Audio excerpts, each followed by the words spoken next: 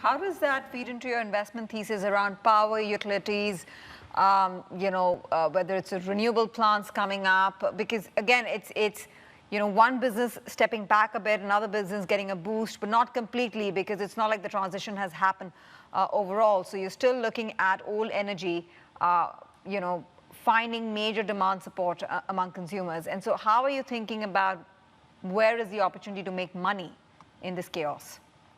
Yeah, it's a good question, and frankly, it's difficult for investors, because I think the new areas of the economy, the new energy areas of the stock market are very expensive. So whether you're looking at the battery makers, whether you're looking at the EV vehicles in China, these companies have all done exceptionally well over the last few years. Similarly, the solar industry, and I think the reality is that the new energy coming online is not enough to compensate for some of those power coming offline from the reduction in carbon emissions. So it's a challenge. I think our strategy is very much focused on growth. So and structural growth. We're less focused on the more cyclical areas.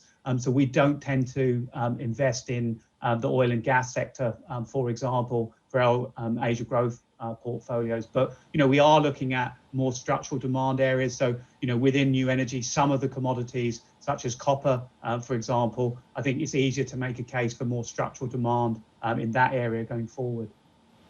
And Andrew, can you make your case for why there might be some relative safety in A shares versus, say, for example, H shares or ADRs at the moment?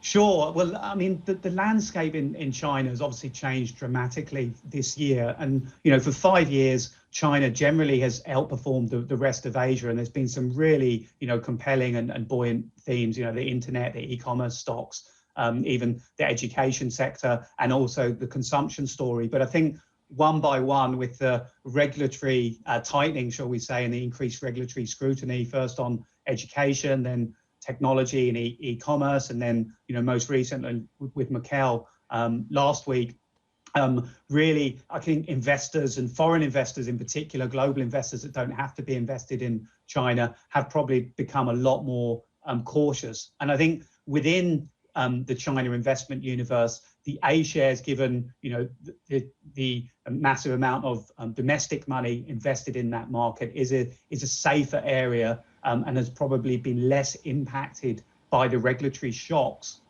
that we've seen over the last 6 months. Now, that doesn't mean to say that valuations are necessarily more attractive. I think A shares have generally done quite well, and valuations in certain sectors, in the consumer sectors, in the EV or the battery sectors, still look quite expensive. But I think in terms of safety, A shares look a safer bet in the short term if you were to expect some more regulatory changes to occur as we go through the rest of the year.